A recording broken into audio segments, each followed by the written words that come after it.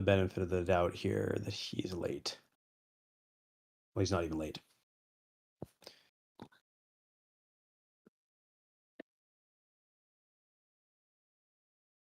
This is going to be an interesting chat with Ref, because we're going to go into the deep internals of BitTensor's Yuma consensus itself. Let's get him up on stage. So many people know Ref, especially if you're building on BitTensor, you know who Ref is because he's in and around this ecosystem, sniffing everywhere, and is incredibly knowledgeable of BitTensor. I mean, nobody is really capable of upgrading Yuma consensus unless you are fairly familiar with the deep many people know Ref internals of BitTensor itself. But Ref hasn't just been doing that.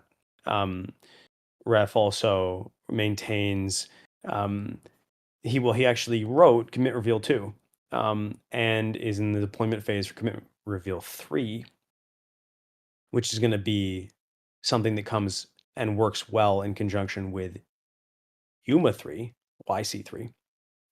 He's also the leader of the Church of Route Discord for BitTensor developers. He runs that. He's been the driving force of eliminating weight copying across the ecosystem now for almost over a year. And he's also one of the first compute subnets on BitTensor, subnet 12. You can also check out some of the projects he's made, like the Grafana back tensor, which a lot of people really enjoy.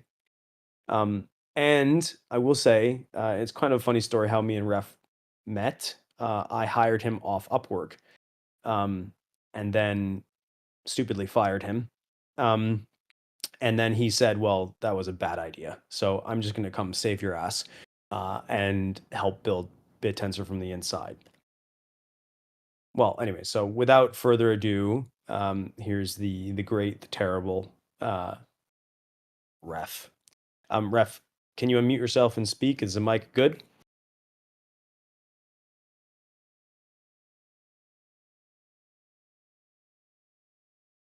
I guess the answer is no. Well, then I can just keep on going on and on about Ref. A lot of people, I mean, I could probably get Pedro up on the screen and he could do a shout out for the help that Ref has given him. But let's talk a little bit about Yuma consensus. So YC1. Does it work now? Yeah, it's coming in. Oh, YC1.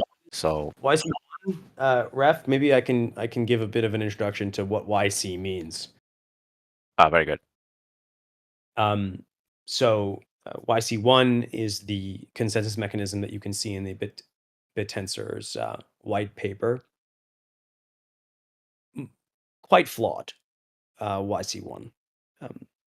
Very good platform for building additional consensus mechanisms, but we tested the limits of that in 2021, and it was Taco who actually came in and upgraded and improved to YC2.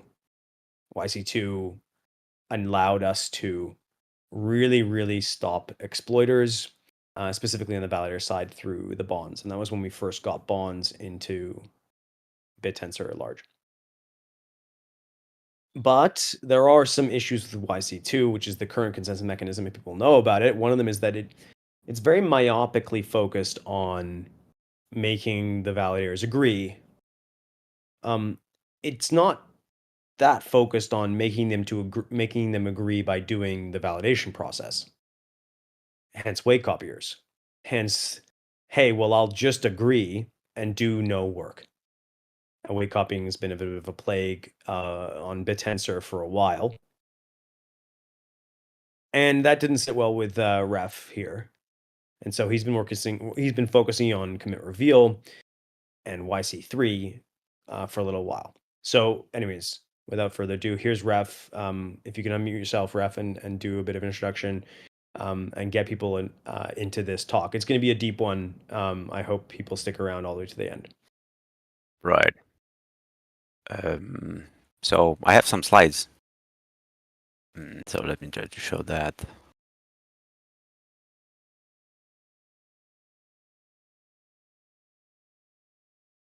Okay. Can you see my screen? Yes, we can. Okay. So let's go. Today we'll be talking about 4 things basically.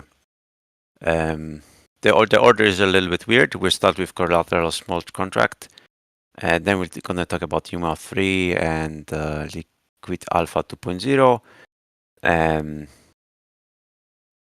Then we're going to talk about what it means for the ecosystem. And finally, we'll mention the DDoS shield. So let's jump in. Collateral smart contract is something that BitTensor needed for a really long time. Currently in BitTensor, if you find a way to cheat in a subnet, you can farm emissions until they catch you, and at that point they catch you off, but you can already run out with the money, and that's not good. And some subnets hurt because of this situation very much, and it's a game of cat and mouse. And whenever the subnet owner modifies the code to patch an exploit, the miners find another exploit, and the subnet owner is focused on patching up exploits, and the miners are focused on exploiting the subnet, and this is not what BitTensor is about. So the Collateral smart contract allows the subnet owner and the validators to deploy a mechanism which tells miners that they have to pay in, let's say, 5 tau as a security deposit, and then they can pay it out later if they don't want to mine the subnet anymore. But if they cheat, then they won't be able to pay it out. If they are caught cheating, then the validators will burn the collateral. So now there will be a cost to cheating, and this should change quite a few things. Now this is the first smart contract that is tightly integrated with the subnet. We had to add 4 features to the subtensor to make it work, but it works. Here's a chart that looks a little bit scary. It contains deployment of the smart contract. Then the miner can make sure that this is the right address to send the collateral to, and there is a separate key for SS58 that everybody knows. This is the Polkadot key that we use in BitTensor, and in order to use the smart contracts, you need to use an EVM key, which has another format called H160. And we provide scripts for all of that. The miners won't have to do all of this by themselves, so it is easy to operate, but it is a little bit complicated, but also very powerful. Not just that, we can deploy a bunch of other things. I've seen some other subnets already talking about the capacitor contract, which only gives out the rewards later and not instantly. So which is like collateral contract, but from the other side. And we've even built a dashboard that you can see right now, and it is it shows for our subnet, but actually other subnets can deploy the same smart contract. And we have even tried to burn some collateral, and you can see that the green miner has paid in some collateral, and then the validators burned it, and then he has less now. And also the yellow miner also has paid in some collateral. So some tasks are only going to be namely the organic tasks, they are only going to be distributed to the miners which paid in the collateral. And this will disincentivize them to cheat. Now, let's talk about Yuma 3. But in order to talk about Yuma 3, we first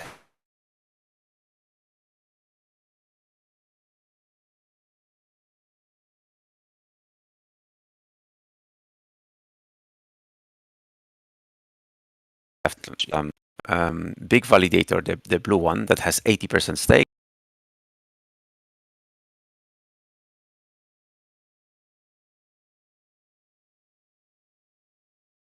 And the other two validators have 10% of the stake. In Yuma 1, if the small eager validator, he discovered a new best miner, so he's voting on him, his VTrust falls to 0, and his APY, so to speak, dividends, they also fall to 0. But and then when he's voting along with the blue, which is the big validator, his dividends are restored. But overall, at the end, the eager validator and the late validator, the dotted one, they lose towards the big validator, right? So the eager validator did a better job, and the lazy validator did a worse job, but the best paid validator was the big validator. This makes sense in some cases. So for example, subnet 68, they can evaluate all the solutions of all the miners perfectly in 10 seconds. And they run competitions in every tempo. They run a different competition, and so, or like several tempos, but the performance of the miner can be verified very quickly. They can use Yuma 1. It's no problem. And you can actually force Yuma 1 by setting a hyperparameter. But if we have a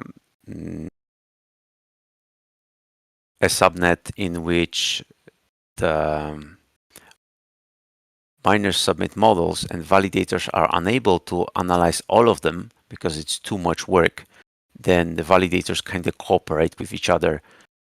And the idea is that the validator who discovers the new leader first should be rewarded for it. And as you see on this chart, the orange validator was not rewarded for it. Now, unfortunately, that's how it should work. So he should be compensated extra. But this is the output of a simulator that was running Yuma 2. And I noticed it, I think, in September. I was analyzing like some charts in Grafana, and I realized that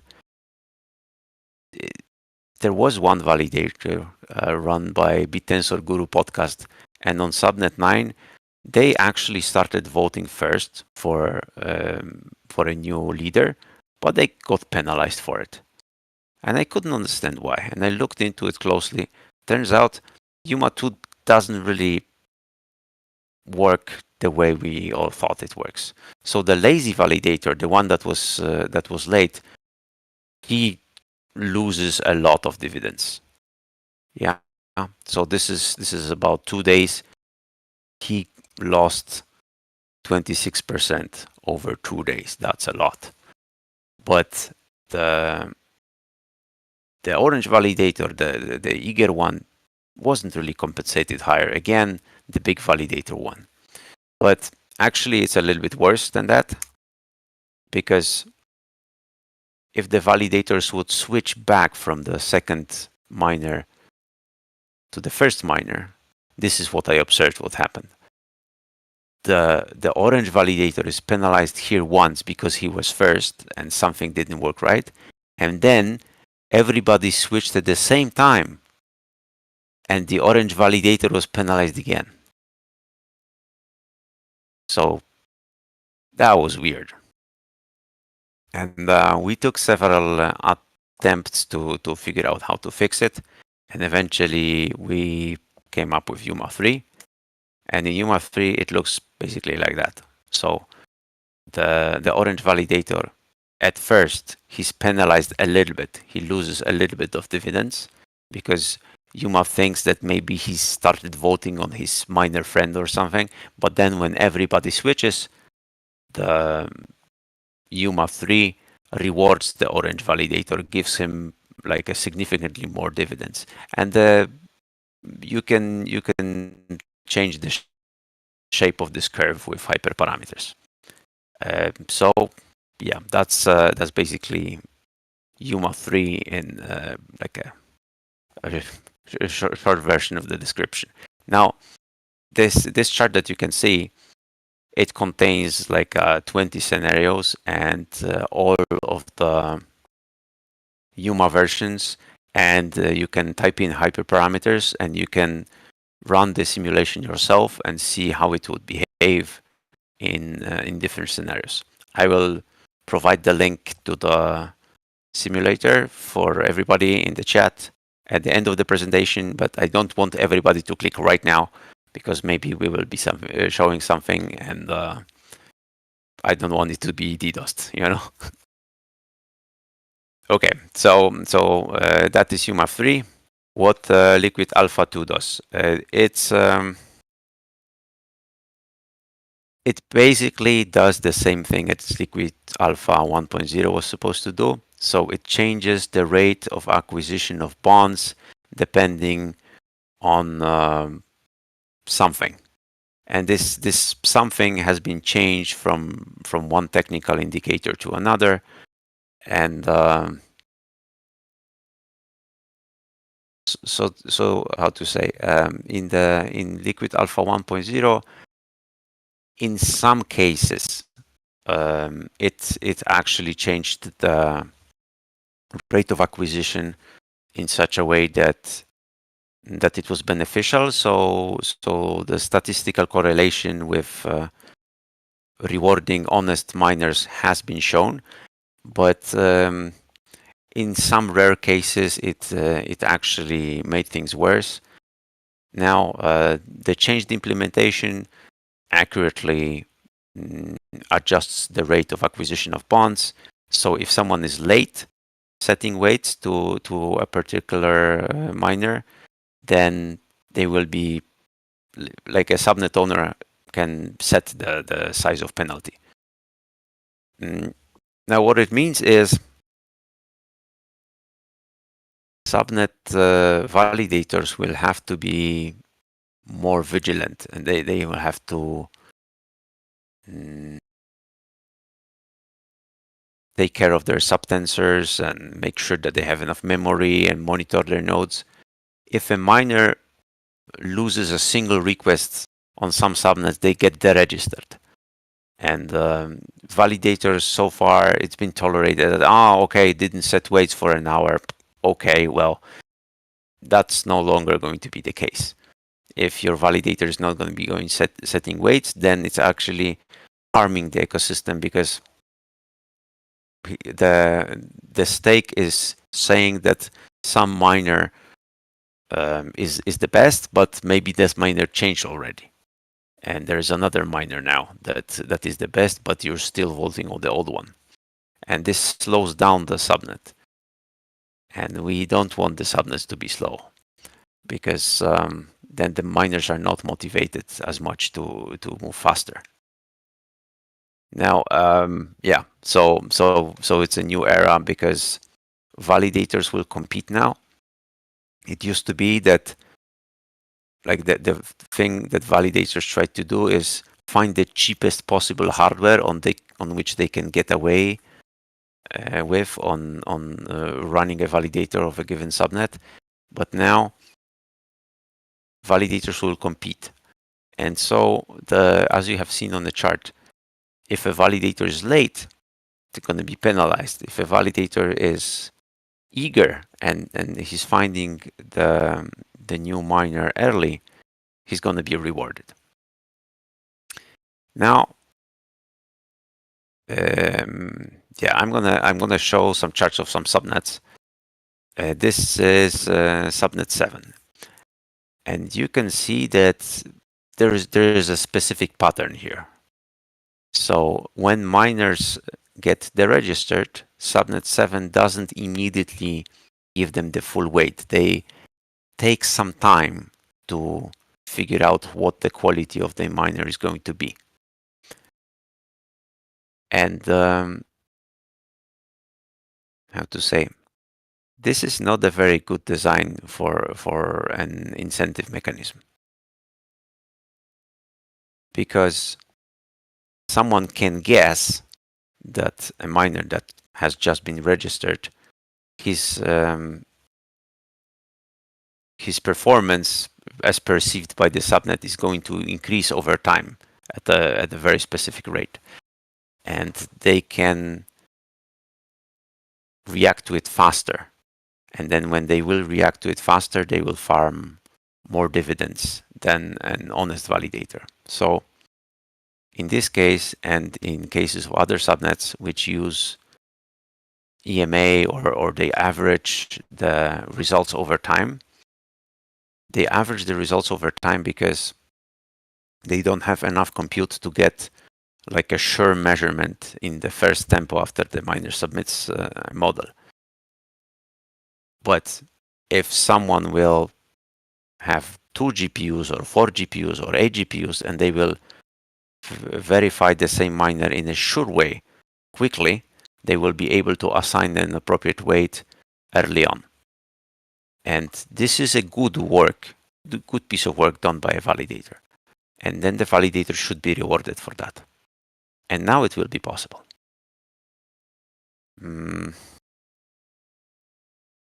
This is like a zoom in, which shows over time that validators were slowly applying the weight, but it was possible to do it faster. Yeah. And this is another subnet 9. So here it looks a little bit like wake copiers. So a given miner is performing very well, and then his performance kind of decreases over time. I think it's the validators which wait copy slowly stop voting on the given miner. But at least they switch quite quickly. Yeah, you can see that. Well, you can't actually see because it's running on Yuma too. But there is another view that I'm trying to make in Grafana that will show the validators that were clipped, and they discovered the miner before everybody else did. But yeah, subnet 9, as you can see, it was very static for a few days, and then about 3.5 days ago, they deployed a major change. So it's much more dynamic, and it's going to be harder for wait copiers to follow that. So their performance is going to decrease. If they enable commit reveal, if they enable liquid alpha 2.0, I'm sure the wait copiers are going to run away. And this is the same thing, but zoomed in a little bit. Okay. Now, compute horde is a subnet which allows the validators to use GPUs of miners, but in a quite specific way. And nowadays, with the Collateral smart contract, the miners will be prohibited from faking the results of the computation, because if they do that, then we're going to burn their collateral, and we do cross-verify portions of the work of the miners. So we will find them pretty quickly, and then we will burn them if they cheat. So if we have miners that they will not cheat, otherwise they will burn a lot of money doing that, then we can validate other subnets using compute horde. But we don't have to use exactly one GPU. We can use 10 GPUs for 5 minutes and then use none of them. Some subnets, they don't require a full-time GPU actually. So the process of hordization, allowing the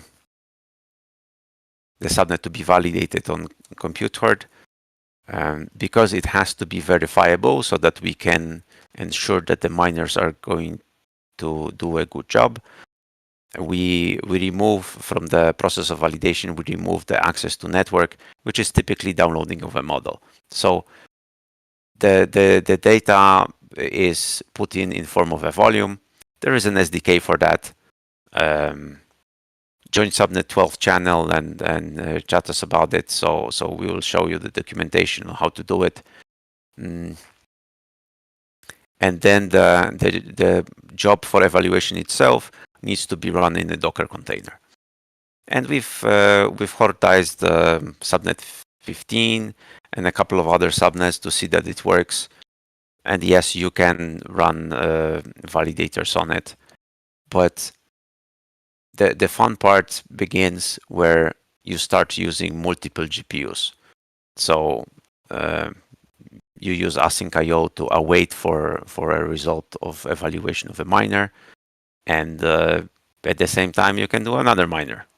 And the limit is only how much the subnet 12 miners, how much capacity are they going to give to the validator, yeah? And that depends on how much effective stake the validator has in subnet 12. So, but someone can say, well, what about the situation? Let's say we have subnet, I don't know, 17, yeah? And there is a validator on subnet 17 that is not validating on subnet 12. Can he use compute horde? Well, yes, but he has to have an agreement with some other validator that will whitelist their key, so they can buy a portion of the capacity. And then if it fails, if compute horde doesn't work, the validator should still be able to work. So it's we have a PR for that. We didn't finish testing yet, so it's not yet merged, but we have a fallback to run pod. And what it means is the validation will still work. It won't use free GPUs, but for a moment it will provision paid ones. But it can still be parallelized, and you can regulate how much parallelization you want when running on compute horde and how much parallelization you want when running on run pod. Now, using this, you can actually run a validator that uses less than one GPU. If there's no models submitted by miners for a long time, then you like this job of evaluating a miner is executed once, or like once per tempo or something, but for the rest of the time, the GPU is not needed. So in compute horde, it's more economical because the miners can turn it off. If we're going to have 1,000 subnets in DTAO one day, then running a dedicated GPU for all of them is probably not going to work very well. Especially if for some subnets we need to use multiple of them, and at times we have to use more, sometimes we need to use less. There needs to be something that will allow subnet owners to write validation code which will utilize as much compute as whoever is deploying the validator is going to put at it. And then eventually we will find equilibrium. So some validators are going to say, okay, I'm going to run it on 4 GPUs, and some other validator is going to say, okay, I'm going to run it on 2. Maybe it's going to be good enough. And eventually the guy with 4 graphics cards, he can say, well, it's too much, right? I'm validating it in one tempo, but the guy with 2 graphics cards is also validating it in one tempo. So it's not worth to host 4 of them. It can also vary. So some subnets have like slow days and busy days. And on some days they submit 3 models, and on some other days they submit 300. And Compute Horde basically allows you to use as many resources as the validator operator dedicates to the given subnet. Now, the Collateral smart contract helps to guard it. It makes it possible. Without this, with a low registration price of 0.05 tau, as we have on most subnets,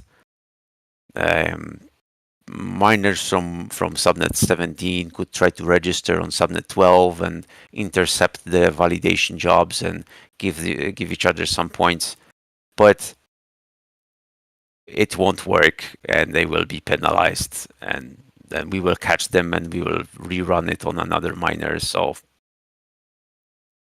yeah,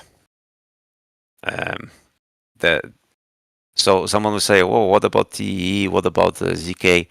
Well, this works with pretty high performance. ZK is very slow, and TEE only, like, it's very difficult to set it up. So like doing this at scale, you'd have to like prepare an encrypted virtual machine for every subnet, teach everybody. There are problems with parallelization. So this is a practical solution that we can apply right now. Maybe one day we will add TEE to it to like secure the data as well. Okay, and the DDoS shield is a thing which allows the miners to publish different IP addresses for every validator. So if there's 5 validators, then the miner automatically acquires 5 IPs and encrypts them with public keys of those validators and uploads them somewhere, basically. So then the validators download the document, they find the entry that is encrypted with their key, and they decrypt it. And then they communicate with the miner using that IP that only they know. Now, if a validator starts attacking, DDoSing a miner, then only he knew that IP. So the miner knows that this validator is actually trying to kill it. And with one command, they can just exclude that validator.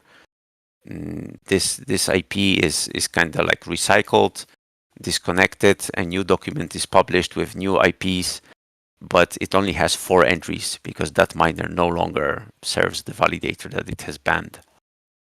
Miners will not see each other's IP addresses anymore.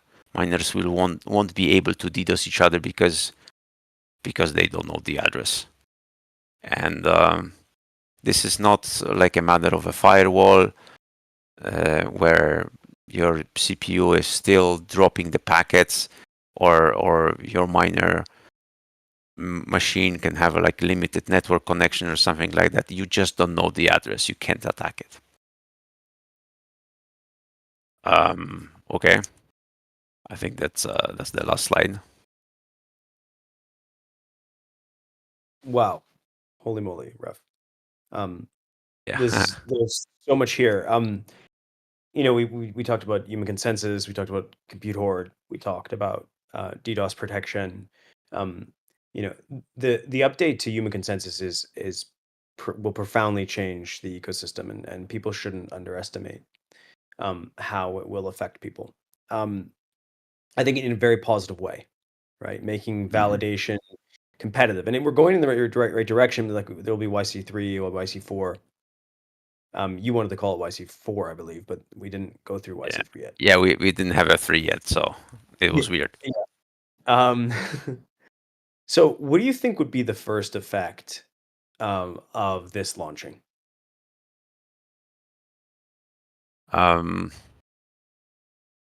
Well, when subnet owners start enabling this, if they enable commit reveal just for even for one tempo, and they enable Yuma 3, then the weight copiers, their weights are going to start.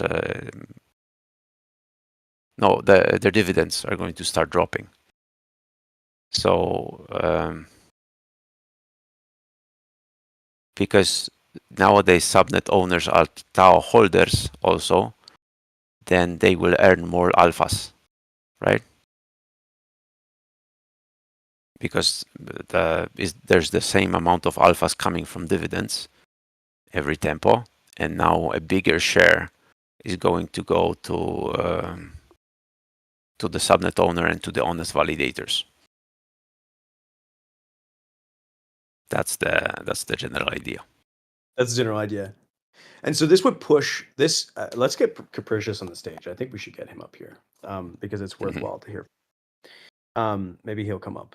There he is, Capricious. Hello. I think of all the people in the ecosystem that have the most number of like questions, but maybe not because you know the stuff inside out, and also you've spoken to Ref many times. But like, how would you describe this change and what it means for you as a major validator in the ecosystem? I'll admit I am actually a little bit concerned about a few things. Mainly because, for the most part, there's a growing number of subnets that have essentially only 3 or 4 validators on them. There's Rizzo, Roundtable, Yuma, and the subnet owner. There's a number of them that's pretty much it. And then the rest of the validators are all child hotkeying to a mix of those 4. The issue that we're seeing on a number of subnets is that the owner validator is starting to amass a very significant stake. On some, it is such a super majority that it's rendering things quite difficult to actually do our job properly. I won't name names because I've already yelled at them. So what my concern is there is that as soon as it becomes like, we want weight copying to go away. I'm one of the loudest and most annoying people yelling at the fact that I would like to see weight copies thrown into the ocean. My concern is that this is just going to shift a lot of them to child hotkeying to the owner key. And then that's going to end up with more sort of situations where we're going to have those 80 to 90% weight on the owner key. And then the remaining validators then are sort of forced into situations where they have to try and outspend with having more GPUs, or that we end up sort of needing to use Horde, which I am concerned about whether or not it becomes a central point of failure. That if we have, say, 300 subnets using Horde, what happens if something goes wrong with Horde? And it mainly ends up being... Yeah, but then that means 300 subnets suddenly switching to run pod, where at the moment I have a data center that I've filled with GPUs, and that's been my goal. And trying to avoid needing to use run pod. That it takes us from being we've sort of worked towards the last 2 years becoming as self-reliant as possible in our apocalypse-proof bunker.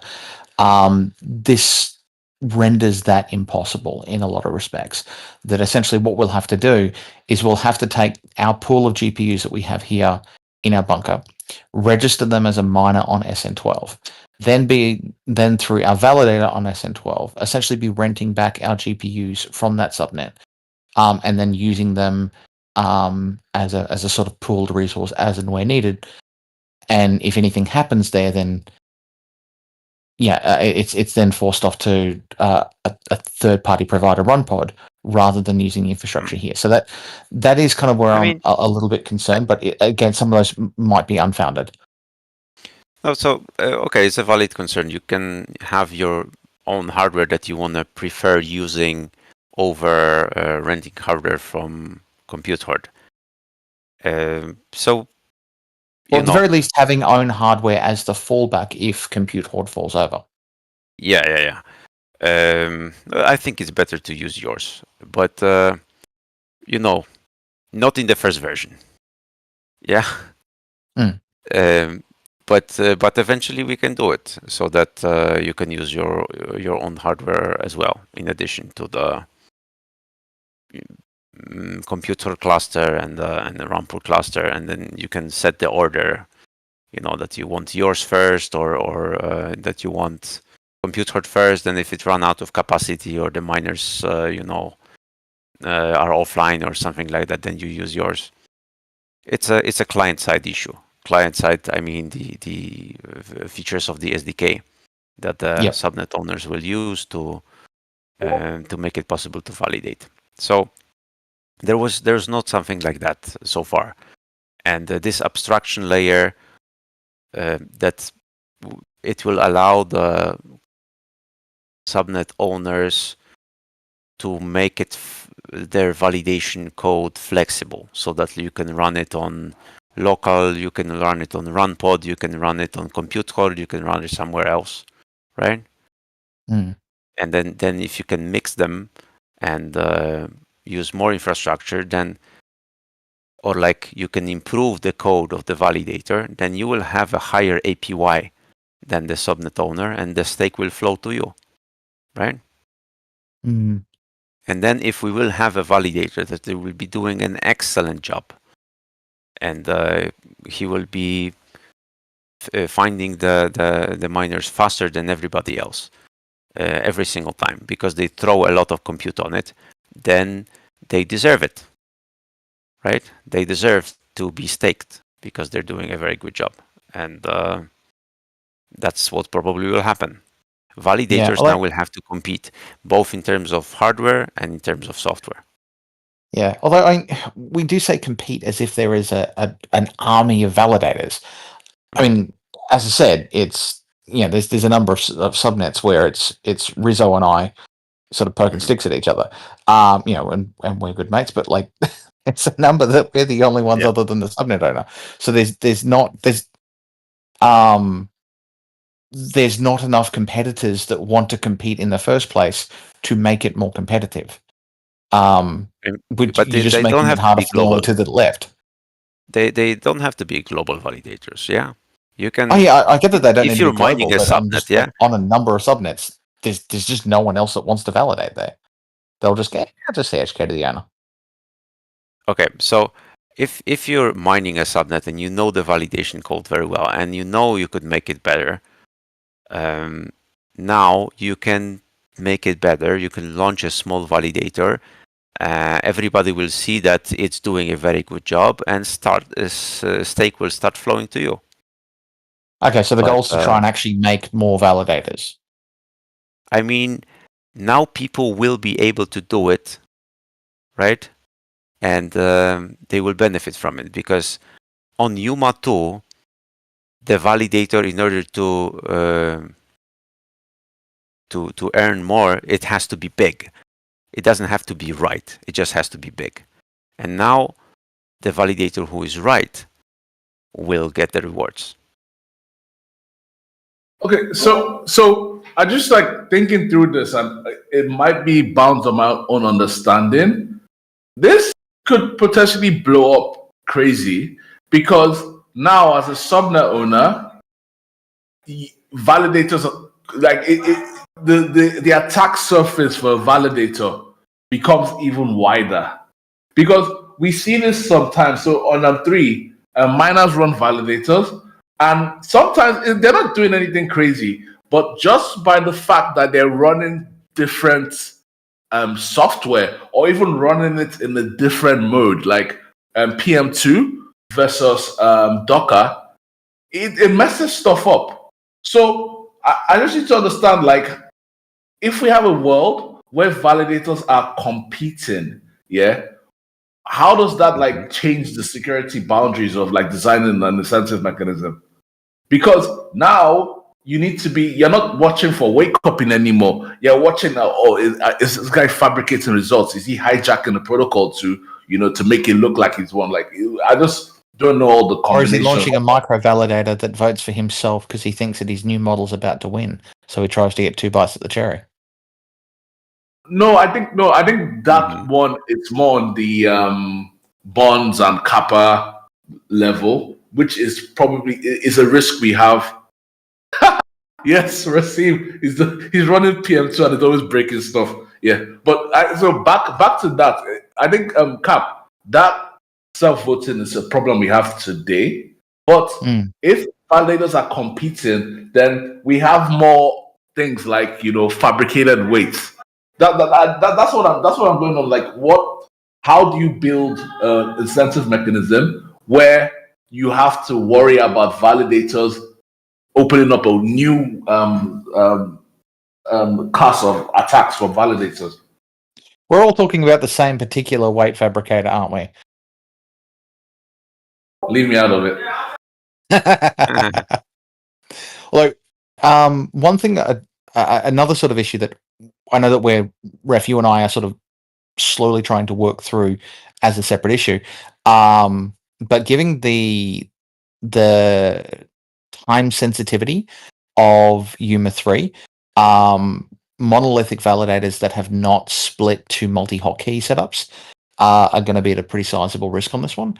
So the sooner that we can get out the hotkey splitting, I think that's going to sort of help on that situation. Otherwise, the validators that are on a single hotkey, which they've mostly done to try to simplify the CHKing process to them, because like for instance, Yuma that has gone separate keys, it's confusing a lot of people as to which one they stake to, which one they CHK to, so on and so forth. Versus, for example, Rizzo and I are just stuck to a single key for now. That's going to cause us some serious issues, as with the two of us have been having problems with subnet 68, which is very sensitive to how quickly you can set weights, which, because of the limitation of one hotkey can only set weights on one subnet in a block, has caused that every now and again, one of us will end up trying to set weights, and it won't set weights until the next epoch because of just the timing there, and it kicks us in the ass. So the solution there that we're hoping for is that hotkey splitting. 68 is using Yuma 1, right? So you're not getting any dividends if you're late. And the issue that we had was VTrust went to zero and got deregistered. Yeah, exactly. VTrust. So in Yuma 1, VTrust is dividends. Yeah. So it is your fault. You haven't managed the validator properly because you have not moved to a hotkey that would not be affected by the limits. So the issue that we have is the broader identity and CHK setup that we've got means that trying to split them out is an incredibly painful process, which as Yuma found, where their APY was useless for weeks, and the whole process cost them about 50 grand. That's a bad model to require, hey, put yourself through hell for weeks, lose half of your stakers. They don't have to, because half the stakers their own, to suffer through that, which is the reason why we're building that hotkey splitting function. So I think that the hotkey splitting is going to help with that, and as long as we can get that out in time, I think that that's definitely going to be something that Rizzo and I will end up using. But it just depends on when that comes out versus when Yuma 3 comes out, as to whether or not we're going to get kneecapped. So, Ref, I have a question. Yeah, of course. I'm worried about the new design that you described, because I think that it actually opens up a door to exploit the validation mechanism further. Because right now, as you know, once you're in consensus for a while, basically the dividends normalize out to stake weight, assuming everyone's in consensus.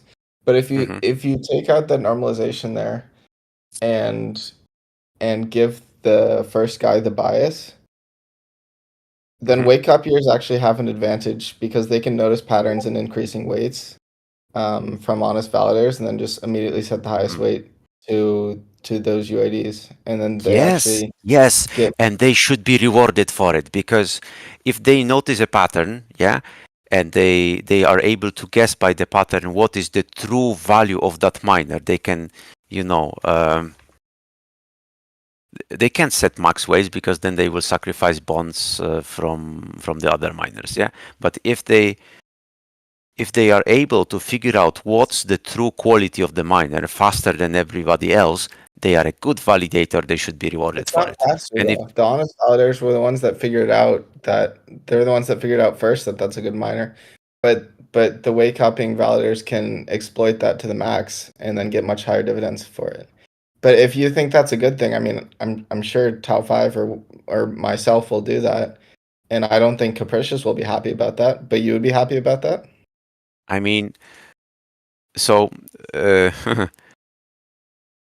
subnet owner sets the rules, yeah, and he says we should reward miners for that. And then if the reference implementation provided by the subnet owner is inferior, so it does the go, eventually it rewards the miners for that, but it does it slowly. And then someone comes up with a way to make it faster, whether it's Tau 5 or you or one of the miners or the subnet owner, they will outperform the validator that is slow. And this is But then good it's for easier to BitTensor, right? outperform the honest validators. The honest validators, I mean, Capricious Sage isn't going to go into the validator code and look at the patterns and then automatically set weights to the remove the moving averages basically. But that's Yeah, very easy for so anyone else to do, for a weight copier to do. yeah, so it's gonna be up to the subnet owners, right? To do Using what? the Subnet example owners of have Tau to change. 5, Say again? I said using the example of Tau 5, since now someone else has said their name. My understanding is that they have a essentially a prediction engine that they're using to predict what the best fake weight is. So it's gone from just copying a single validator to trying to find the consensus retroactive after the fact between multiple validators, to then trying to estimate and predict what the best fake score will be for the next one. Yes. If the system is rewarding that, then the system is wrong. No. So Because ultimately, if there isn't real validators doing the real work that they can build their prediction system off to cheat off of, they wouldn't exist. So why would you want a system that just incentivizes the cheater, at which point the legitimate players, the ones that you're trying to make more competitive, will just go, well, screw this for a joke. They'll just child hotkey away. Then there'll only be two validators left, a subnet owner and someone who's trying to predict the next thing and lie better. That's not a healthy system. Well, I mean, it's So, not lying. Yeah, I mean, I understand Ruff's point that you are looking at the next best UID and validating faster than the honest validator, essentially. They're But not validating; they're fabricating it.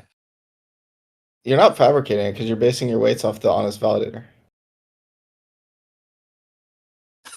you if you can predict how the other validators are going to set weights, then there is a problem in the subnet already, when right? you can see it on chain. You can Yeah, look at yeah, the but weights and like say, we the have weight this isn't problem already. Yeah, this has been going on for a while, and I think Tau 5 uses hidden Markov models to predict what's going to happen, and subnets are fairly consistent, as I've shown on the slides.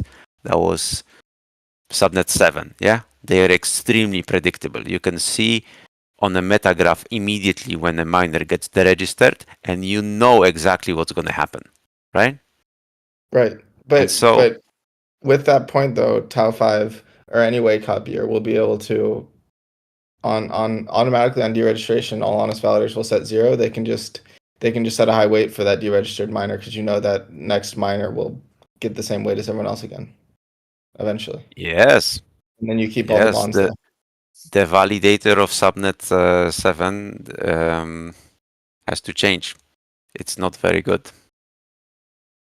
right? If you can tell, no matter how you create Yuma consensus, the subnet owners have to change their validation mechanism so that they can't be predictable, basically, or just add commit reveal. It's not that difficult. Well, adding commit reveal is not very difficult, yeah, but still in UID pressured subnets you will have the information about the registration of the miner, and if a validator is able to determine what the quality of the miner is faster than the validator provided by the subnet owner, then it should be paid better, right? Capricious, what do you think? And after 2 years of fighting day in and day out to finally outperform Tower 5, which we're now doing, which has been fantastic. It's been a great win there. If the system that is meant to help get rid of weight copying and increase competition causes us to lose that hard-won victory and be then worse than the weight copier again, like, what's the point, man? So But he's saying the weight copier is actually more honest than the honest validator because it's more accurate. it might be, yeah. It's better for BitTensor. It's better for the subnet, yeah. If the That's subnet just can showing detect a vicious good thing. miner faster. It's a short-term victory, though, that I've- sacrifices the long-term viability of the network. So okay, for now, the Yuma is going to be configurable. You can set it to 2, you can set it to 3. The problems that you're talking about, they also exist in Yuma 2. And Yuma 2 is, there are many ways to exploit it, actually. And Yuma 3 doesn't solve the problem of bad validator code, right? It does solve some other problems, though. Yeah, the one thing I'm just trying to get past is it gives weight copiers more potential to be honest validators. But Yeah, but I totally it understand your point gives, that if that's what you like, want, I mean it's sort of pro yeah. weight copying. It's I mean the you're asking I mean, people to weight copy. it's the rules I are picked the set wrong month by to the quit subnet drinking. owner, yeah. It's the rules are set by the subnet owner, and you're trying to figure out which miner has what level of quality, right? This is the role of the validator, and if they will be able to do it by just looking at the weights of the other validators, great. But then you can set commit reveal, right? And then they won't know what the other validators are saying. Now, what we've observed is the model verification subnets, they test the models using 12 samples, using 20 samples, using 50 samples, depends on the subnet. But that gives you a perspective of the quality of the miner, yeah? And then every tempo you can run it again and again and again, and eventually you will get like a true perspective on how good the miner is. But if someone has more GPU and is going to run 200 samples immediately after the miner publishes But you can't expect people to change the validation code to try to speed it up. What they're just going to do is look at the honest validator and then exacerbate those weights. Well, I'm exacerbated, so No, but if they will give higher weights than the honest validator, then they will lose, right? Because they have to take the weights from somewhere else. They can't just add it from nowhere. Weights are like scaled to sum to 1. And for the deployment of this, there's like a hyperparameter where you can just change which Yuma version you want to run. Yes, but the idea is that Yuma 3 is generally better than Yuma 2. It's less exploitable. So for now, in order to allow for smoother adoption, people can change to one to the other. But Yuma 2, the idea is for it to eventually go away. Is it live right now that subnet owners can switch? I think on testnet they can switch, but it's the pull request, I think, has been published now. I've seen someone link it on the chat, and as far as I heard, the deployment is scheduled to early next week. How quickly do you think that we can get the hotkey splitting out so that the 2 remaining legit validators don't get slaughtered out of the gate? Mm,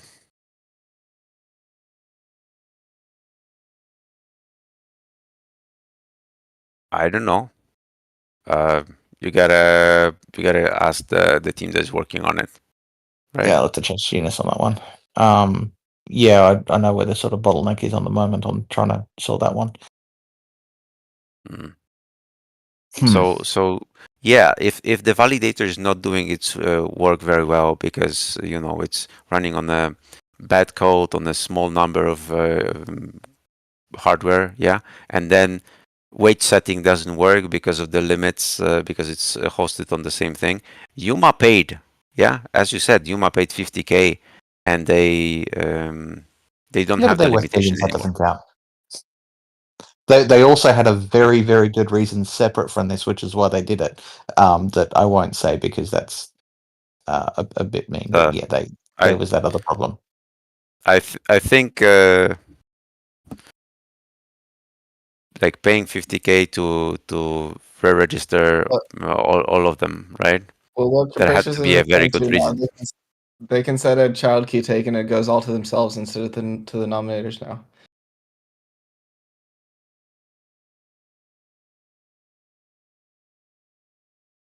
Yuma was in a situation where they didn't have a choice about changing their key because a separate, unrelated thing had happened that they have since resolved. But yeah, they had a separate crisis that they had to address. Right. So generally, for security and for scalability and for a few different reasons, validators should be running on different hotkeys on different subnets. And this has been supported for quite a while now, but it was expensive. So now a new feature is being developed to allow the validators to switch it without paying a fee. There is a throttling limit on how often they can do it to prevent abuse, but It also in directly certain hurts those conditions. subnets on detail though. Why? There's a number of detail dashboards that will only list validators that are actively showing that are actually getting vtrust. So if you're CHKing, you don't even show up on that dashboard. So if I'm CHKing to myself, my main key is not even going to show up as an option on a lot of these dashboards. So that's an active sort of penalty there. This is something that that Fish discovered when Detail first went live. His validator wasn't listing on a number of them because he had that exact setup. So that's been another big problem there. It also makes it difficult for validators that are trying to CHK and they want to CHK to a good actor. Yeah, and they know, okay, I know Rizzo's decent, I know Roundtable's decent, but I know this other key, I know that's a dodgy one. If we're all using different keys on every single subnet, it becomes very difficult to find out which key a validator should CHK to because you can't immediately tell, okay, who am I actually looking at here? So that's. I think you can just set an identity on the new hotkey. What was it? Sorry. Maybe set Just set identity on the cold key and then read the identity of the cold key, and then you will know who is who. That's a degree of effort that the people CHKing have not been willing to extend. Oh. If your validator has the best APY, they will find it. Yes, which is the reason why a lot of them end up CHKing to a wake copier. This is the problem. And I hope that with Yuma 3, that's not going to be for long. Because the wait copier is essentially always is going to be delayed. And a smart validator. The wait copiers are now honest validators. I don't think I agree with that statement. Well, we'll see what happens. I'm interested to see how other wait copiers change their code with Yuma 3. I'm pretty sure they'll do Tale of exactly the honest thief, I guess. I'm interested to see how the validator code across all the subnets is going to be improved by the miners of those subnets who they know this code already. They know how to fix it. They know how to improve it. Now they can make the subnet better and earn from it. Yeah. So it's like a big contest for validator improvement.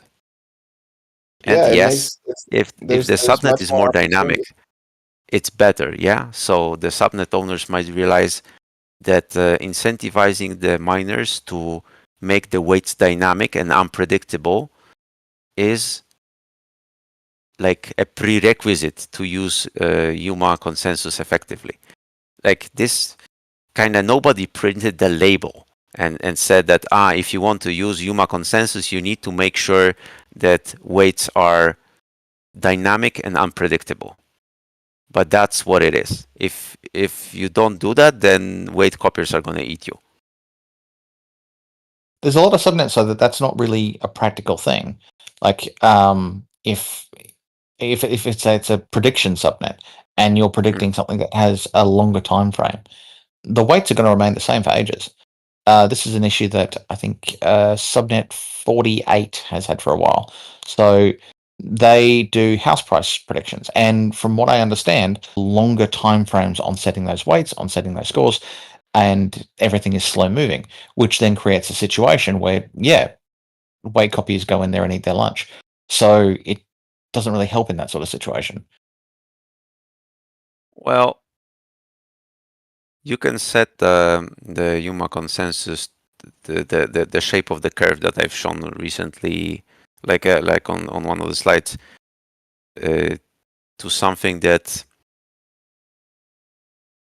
like takes this into account.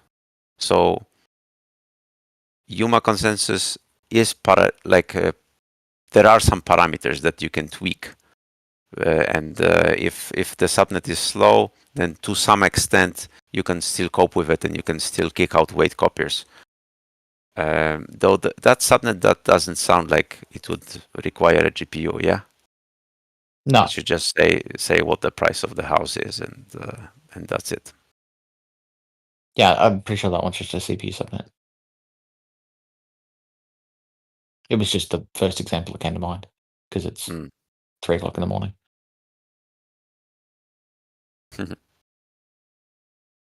Sorry, okay. Raf, you never answered the question. Like, which one? So the journey to getting miners to give a shit about fixing anything is after you've literally forced them. Like, it's crazy. Like, eventually they will, but first they will hack they will hack everything. They'll almost drive you insane. Now, we need to measure this against. It's already when you build BitTensor. I love BitTensor, crazy. When you build on BitTensor, you spend a crazy amount of time fighting BitTensor. So now you need to spend twice, like time to building your actual digital good goes up ×2 because now you have to fix it on the miner side and on the validator side. I don't think it's something that I want to do, literally. So, like, while I appreciate that YC3 does have its benefits, can we fix bugs in YC2 and keep it available then? Because you can't, like, this is very this is like, we need to be well informed to be able to make the decision that, okay, this is why we need to use 3. But I haven't heard anything on this call that says, okay, fine, I should spend 6 months. I should spend a year fixing my incentive mechanism as opposed to 6 months. Because the incentive mechanism stays the same, yeah? No, it's your implementation that is broken, right? No, and someone can make an implementation that does the same thing faster. No, you're not understanding what I'm saying. If you give miners the ability to modify validator code, they will hack it. They will hack it. Like I don't know how. Well, it absolutely. A bunch of people will start changing the validator code because validation now becomes much more competitive. Whereas now it's pretty much. Wait. Yeah, but they're changing it, yeah. But Yeah. you don't have that terra firma anymore. That okay, this guy's wrong. You know, because what is right and what is wrong, it becomes a lot harder to decipher. So take for example, If on validators three, are changing the validator code, they're no longer validating. exactly, they're mining. It's no longer Oh. a source of truth. Precious, Yuma They're- 3 is they're- designed so that they're- you can change the validator code. Exactly. What was So take for example, on most subnets, yeah, subnet owners can just look at the meta graph and know who's weight copying. Because there's no way you should be setting weights on that block. You understand? So now, if we do this, like that's the point. You're not validating on that subnet anymore. You're mining 24/7. Yeah. And there's no ground truth. Because I don't know, I just don't like it. I just yeah, cool. But yeah. So Yeah, it is more sorry, challenging. One second. So it's okay for this to be the only option, but let us know why we cannot fix YC2 because this is a crazy overhead. Yeah, you've seen how it works, yeah. Where the Keith's validator he was first to set the weights to a new leader, and then he got penalized for it, and then he switched to the previous miner with everybody else in the same tempo, got penalized again, right? So it is better to be late, right? And so a good validator in Yuma 2, he should slow down and he should just not ever be the first guy to change to the new leader, right? And then the other validators will realize, oh yeah, we should slow down as well, yeah, because whoever is first gets penalized for it. And then everybody will be slowing. Eventually the subnet will stop, right? Okay, let me ask because again, I could be wrong. Do I have this problem on my subnet? You can fix it with Yuma 2 pretty easily. No, but I'm trying to get somewhere. Is that okay? It's a problem in BitTensor, but if it's not something I have to deal with, then why am I exposing myself to this whole new dynamic of like to me it's crazy. You understand? And it's not about being selfish. It's about like I don't think everyone I think it's something that can happen, but I don't think it's something that it's so crazy that we need to pick on the extra load of double-sided mining because that's what it becomes. Mm-hmm. Right. So your incentive mechanism will have to be no before like a little bit better, and your implementation of the validator will now no ref, you're not answering my question.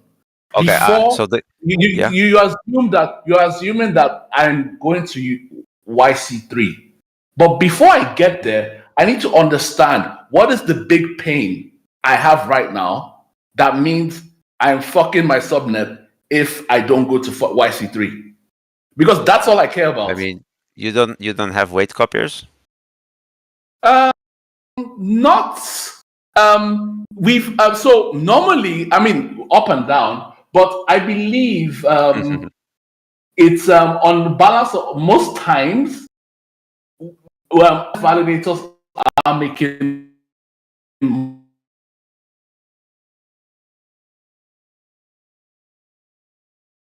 more than weight copiers, but in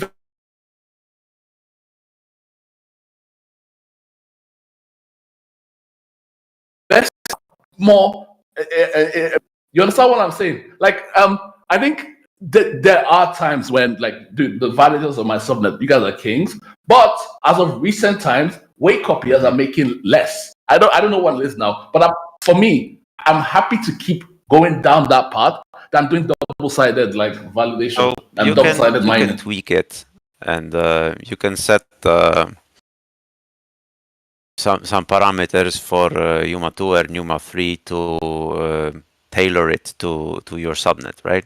And so if in your subnet it is not very important, like you don't think finding a new the new leader is very important, but staying with a new leader is important. Then you can tune it like that, right? Exactly. That's my point. I can mess with the bonds, yeah. But again, so there's two things that this implies, at least from where I'm coming from, yeah, or from what I understand. Again, dude, I probably don't understand this as well as you, but it also implies liquid alpha. You understand? But what if we can really mess up the weight copiers?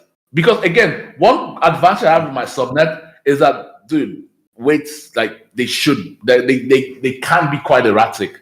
You understand? At least for a long bit of it, like we're working with that. Like it's very, very dynamic. So inherently, we have that on our side.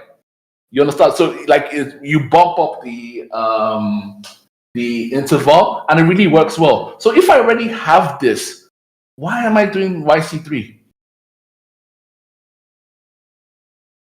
So, well, your subnet is a little bit weird because you're training like a distributed model, and this is the product, right? Of the service that you provide. Yuma is more designed for like evaluation, and service subnets are a little bit different, right? Okay. So you've hit on a very good point. Yeah. If it's not a global and universal problem, we shouldn't be forced to adopt it, because the tax we pay for adopting it is totally unnecessary. I can see that. Yeah. So you would like to stay with Yuma 2 for now? No, I would love to stay with Yuma 2 until I see a reason for Yuma 3. Until until the cost of Yuma 3 of staying on Yuma 3 on Yuma 2 is, you get what I mean. I get it. So like there is a bunch of those scenarios in the simulator, and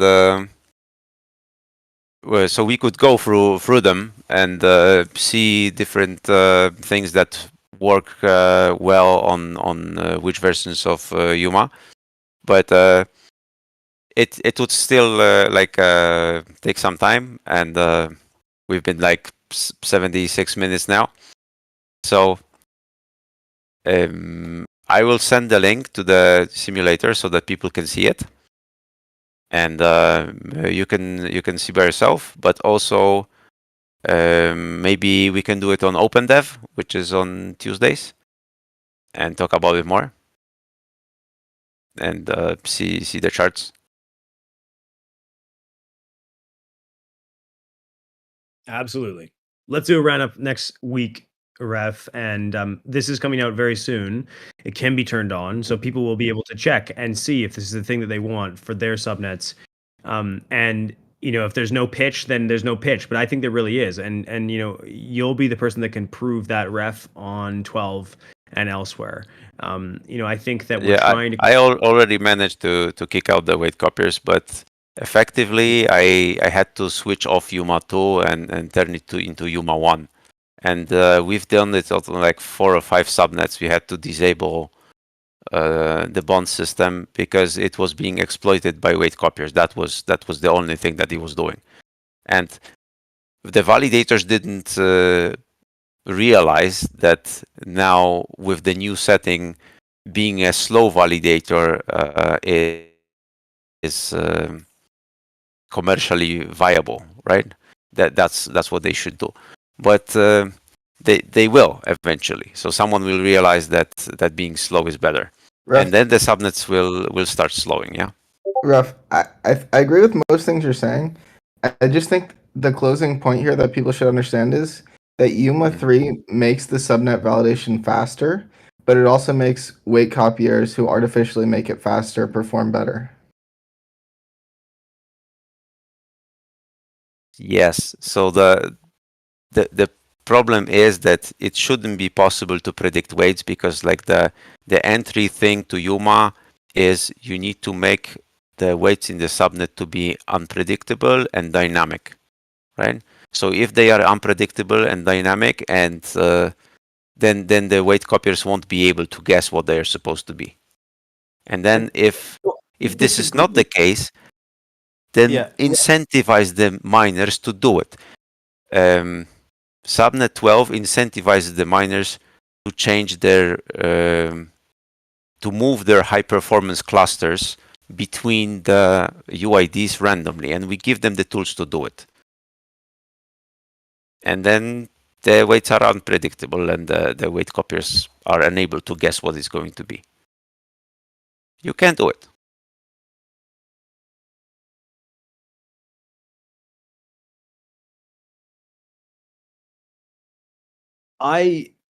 My perspective here is that if you're running a validator that is able to predict the weights before others, you're just doing validation better. And that may be the case for some subnets, and maybe it's not the case for others. But I do think that this opens up a new class of sort of hyper competitive validators in the system, and a different type of validation, competitiveness. And every time we make an innovation like this, we can always go back, right? So Ref, you've pulled out YC2 and put YC1 in. That's fantastic. We'll have YC2 there for teams that like it. Fish, that might be you. And we'll have YC3 and YC4. It's really great to have everyone up on stage chatting about this, and we should do this again. These are the people that know validation just about as good as anybody else on BitTensor. So it was awesome to have Capricious you up on stage. A rare event, distributed. Thanks for coming up. Fish, of course, playing devil's advocate, and Ref. Great performance here, and there's a lot more than just Yuma 3 that you've been working on. So thank you so much. Yeah. Hopefully, with the use of subnet 12, subnet owners will be able to do quick validation that cannot be outperformed by weight copiers. That's the idea. Yes. All right. Guys. Oh, sorry, but I have one question. Now that you say that, that is actually our problem, and how we fix this, is that the quicker we make the protocol, the validator, the base validator, be able to validate quicker, the more weight copiers lose out. Mm-hmm. So I don't think it's the same problem, but I think making it a competition between validators creates so much more of a burden on subnet design than just writing better validators. But it used to be like that. Yuma 2 already was a competition. It was just, it had a bug which only allowed the big validator to win. Okay, so and all the small validators were just like, even if they were right, and they, according to what you can read in Yuma paper, and there is a simulator of Yuma written by Isabella, and in these, they win more. But okay, but Ref, you did not answer the question of what the bug is. You understand? Because what I'm asking you, is that, okay, what is this bug in this version that means, we can't do this? It becomes there's very like hard. 6 of them. Okay, so how do we make that decision then? So let's talk about it on Tuesday. So there is an open dev call. Whoever wants to join, they're welcome. And so we will meet on another channel here, and then we will go through those scenarios and talk about them and compare different versions of Yuma and see how they behave. All right?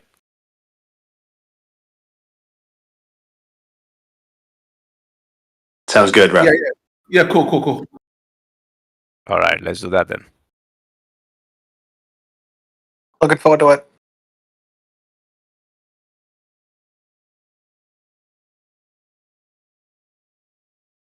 Great. Okay. Well, if Ref will let me end the call, let's end the call. Thanks, Ref. Okay. Thanks.